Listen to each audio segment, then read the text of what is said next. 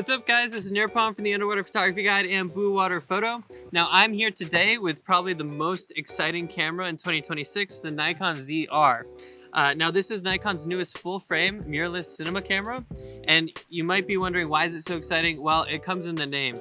Recently, Nikon actually acquired Red, one of the most famous cinema camera companies out there, and this is Nikon's mix of Red and Nikon technology into one hybrid camera, the Nikon ZR. It's been super exciting to shoot. What's really cool is that they made this camera to hook new videographers. It prices in at just $2,200, and it's got all the little bits and features that you'd want to see in a cinema camera. I've been super stoked to dive with it.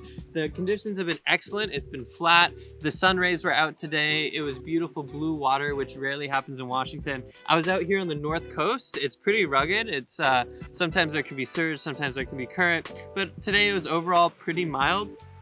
And I got beautiful video and actually photos of some of the fish eating anemones, some of the schools of fish, and some of the macro critters. It was just a fantastic day.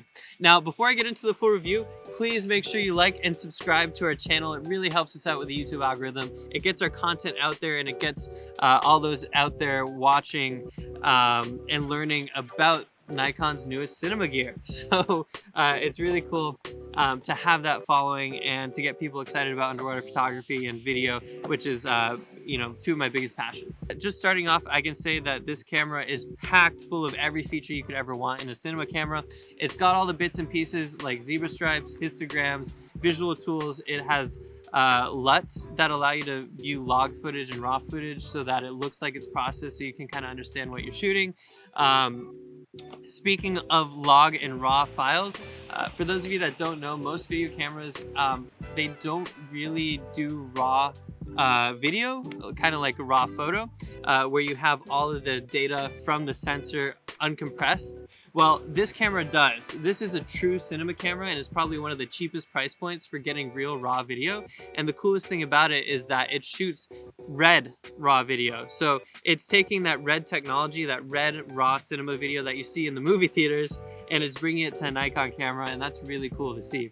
Now, it can also do log profiles, so if you don't want all the data and storage space of a raw file, you can shoot log, which also takes your highlights and your shadows, compresses it to a nice flat file, which you can uncompress and get a lot more detail, a lot more dynamic range in your video after post-production. Or you can just shoot normal, you know, Nikon picture profiles, which are already nice and edited for you, and they look great straight out of the cameras with beautiful colors.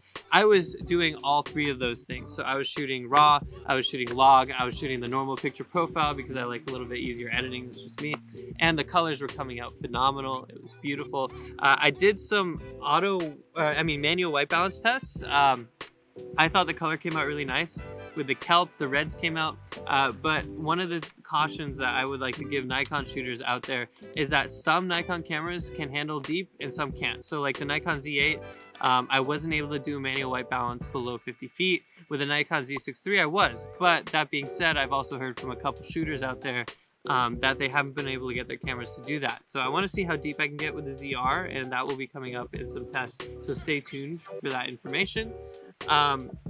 But overall, I had a fantastic time with the camera, and I was filming 6K at 60 frames per second. This camera can do 6K video to 60 frames per second, which is great for underwater video, underwater macro shooters and underwater wide angle shooters both.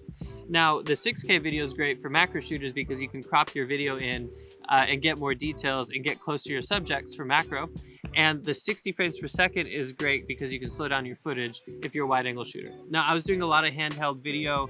I really needed the 5-axis in-body image stabilization that this camera has to stabilize my video. I thought it did pretty good. For some reason, it didn't seem quite as stable as with the Z6 III or the Z8, but that's just me saying that without any kind of scientific tests. So I'm gonna take that back to the studio, take a look at the video, and see if it was me, maybe it was the conditions. But overall, it does have that same capability as the Z6 III and the Z8 for that stabilization. Now, if you want even more stabilization, especially when I'm shooting macro video without a tripod like I was doing today, then I shoot 4K 120 frames per second on this camera, and that allows you to slow your footage down 4 times, which is awesome. Now, a little caution on RAW files and shooting 4K 120. All of that is great, but it takes a lot of storage space. So be prepared to upgrade your computer, to upgrade your storage space. This camera does have a CX Express Type B card slot, which is great because you can store a lot of data on there, but it comes at a price. So just be aware of that. I'd say if you're shooting raw red for an hour, that's going to be about 1 terabyte of space. So for me, I don't really need that. I prefer to just shoot normal picture profiles. But Logan out there from Ikelite, props to him. He took some awesome raw video. Check out his video for sure. But make sure you buy the housings from us because we appreciate that. Sorry, Logan. And Ikelite does have their housing out. I believe Nauticam has a housing out. So most of these companies, including Aquatica, actually I think has a housing out, are coming out with housings pretty soon here. Anyway, getting back to the camera, overall the camera is actually pretty small. You can see that it might have almost fit into a dry lock micro housing instead of a dry lock housing.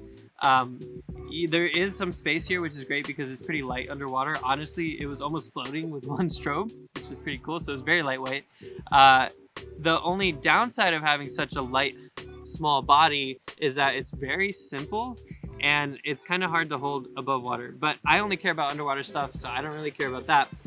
The simplicity was interesting to me. I haven't really shot as many cinema cameras as I'd like to. I'm more of a photographer, though I have shot cinema cameras in the past.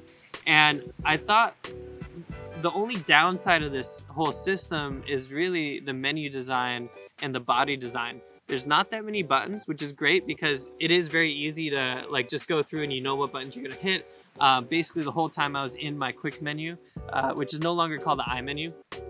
And it had a couple of custom buttons that you can custom set. However, the actual menu from the camera is the Nikon menu. So it's not the red menu, it's not a cinema menu, it's a Nikon menu, which if you're a Nikon shooter, great. You know, it's very easy to navigate, very easy to get to all your settings, but it didn't feel as cinema oriented as it should be. I was having to flip through all of the photo settings to get to where I wanted to be with the cinema settings. So I think the menu could be improved. But overall, I mean, being a Nikon shooter, super easy for me to use. In fact, it is a little bit more of a photo camera than it should be. I was taking a lot of photography because I like taking photos. I had some excellent shots. The only downside is, and the reason I wouldn't recommend this for underwater photography, is the flash sync speed is 60 frames per second. So it's really not a photo camera, but it is an absolutely fantastic underwater video camera. So as a fantastic underwater video camera, what lenses should you shoot with it? Well, the ZR is equipped with the Nikon Z mount.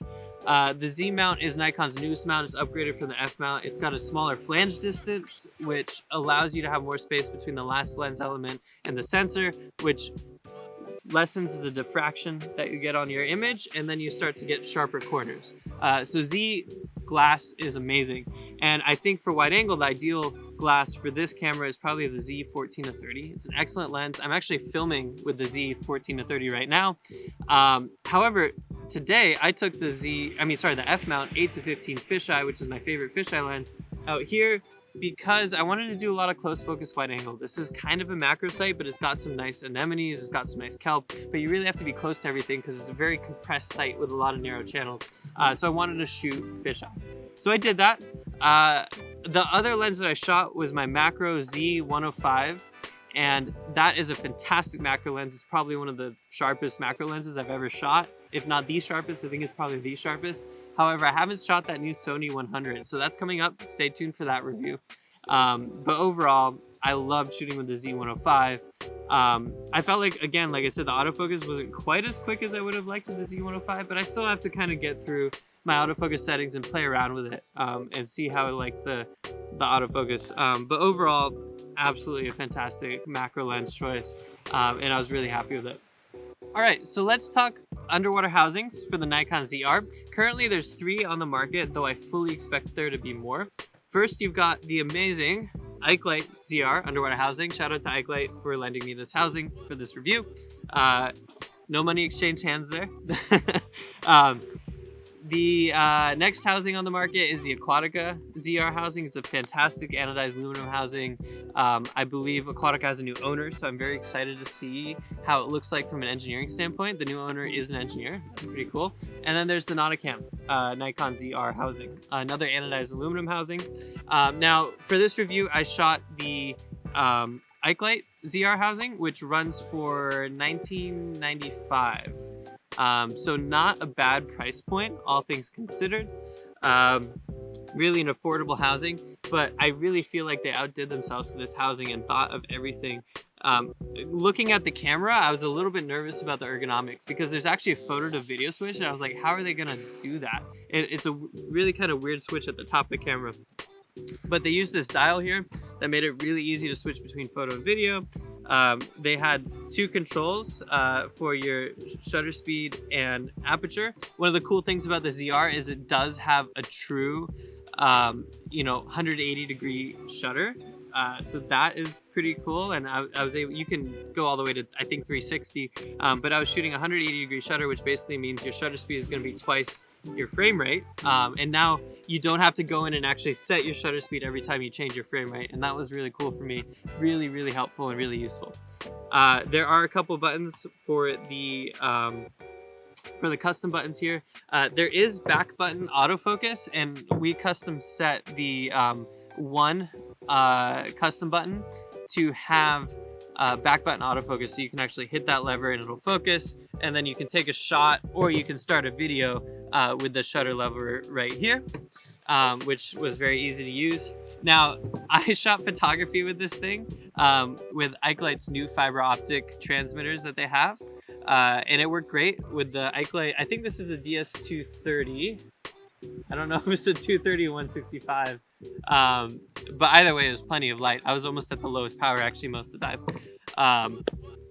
And I also have the data transfer cable that Ikelite has made, where you can transfer data or charge your camera, which I needed to, because the battery life on this camera, I forgot to mention, sucks. I mean, it's fine for a cinema camera, it's probably normal, but I only got through about 2 dives of shooting moderate video. I mean, I only probably shot a total of 10 to 20 minutes, so it's not as much as I would have thought.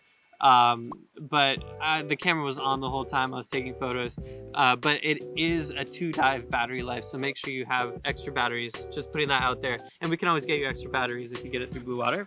I really love this new shade. That was really cool that I could just look through the monitor. Now, I believe there is an M24 port, so if you want an external monitor, you totally can do that. But having the shade was very nice indeed. So overall, I'm just impressed by how much Ikelite improves their housings every model of camera. I always see little new bits and features here. What I thought was really cool was this is the first time that I've seen Ikelite make a multi-selector tool for the joystick. So John, I hope to see that in future models, because that would be awesome, especially like from Sony or Canon. But having full control of the joystick made it really easy to go through the quick menu when I was shooting. And I believe this housing is rated to 200 feet. Now, before I sign off on this review, I did want to mention one very cool feature that I forgot to talk about on the ZR, and that is dual native ISO. So the ZR actually does have dual native ISO if you shoot with the red RAW mode. And what that basically means is that you have 2 base ISOs. I think it's about 800 and 2500, something around there. But it allows you to have one ISO that's your lowest ISO, the lowest amount of grain, the best dynamic range. As you bump up that ISO, you can switch over to your high base ISO, and that will drop the level of noise that you have yet again, and then you can go up from there. So for low light situations, it's fantastic. I was playing around with it because it's starting to get kind of dark. As you can see, it's already pretty dark, and I really enjoyed using it.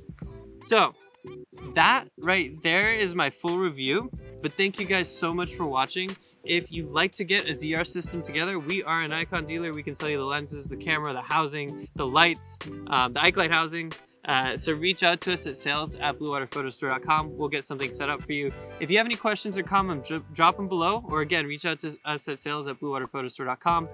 Thank you so much for taking the time out of your day to watch this video. I had a great time diving with this camera. It's starting to get cold, so I'm gonna go inside. Thank you guys for watching, and I'll see you guys out there diving.